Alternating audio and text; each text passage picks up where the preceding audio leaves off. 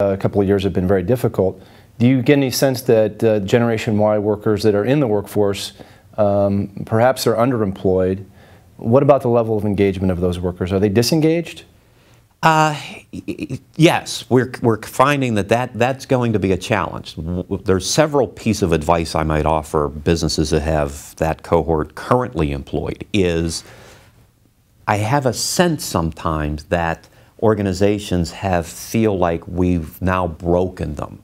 This too has passed. The Gen Y now is going to be like every other generation, when in reality, Gen Y is more or less biding their time until other opportunities surface. So I have this huge fear that businesses, once the demand for this talent starts to pick up, that they're going to lose an enormous amount of knowledge capital that they've been putting into this Gen Y cohort for the last 2 or 3 years.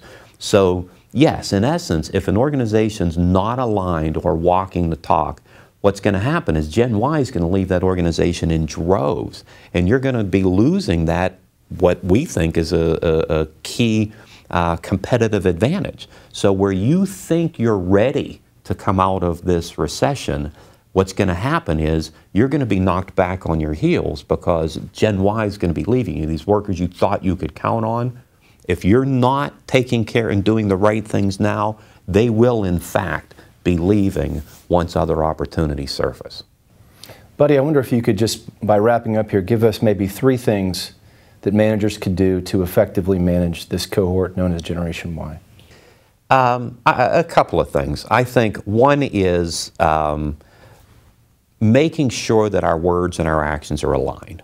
All right, so for example, a lot of organizations talk about an open door policy, but it's not really an open door policy. If someone comes in and wants to sit and talk, I'm not really available. My body language tells you that, the way that I approach my one-word answers, it's not really an open door policy. So if you say you have an open door policy and I'm available anytime, then be available anytime, or don't have an open door policy. But one or the other, make sure that you're aligned. The next thing I think is that we need to really recognize and admire what Gen Y has accomplished up to this point.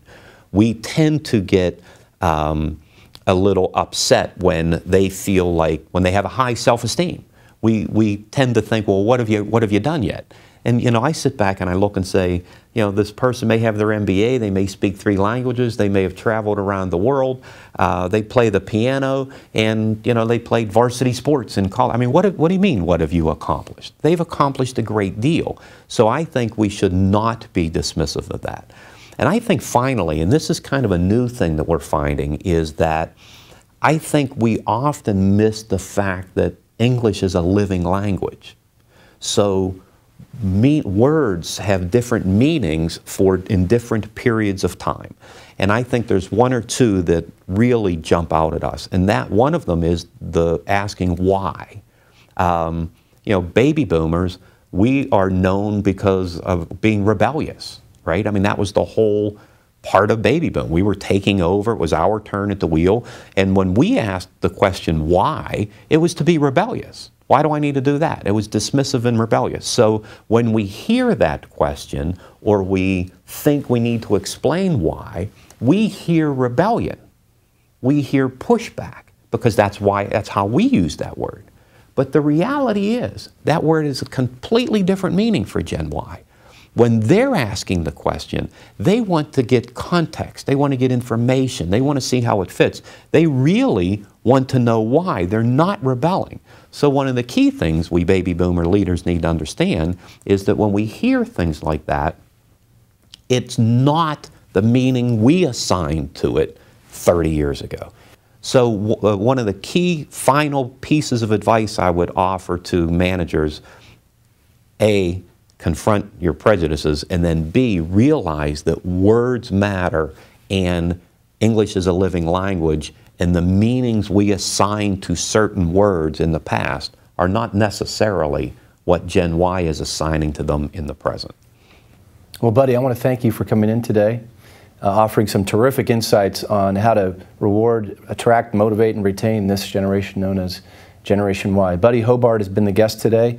He's the president and founder of Solutions 21. He's also the co-author with Herb Sendek of a book called Gen Y Now. Thanks, buddy. Ryan. I appreciate it.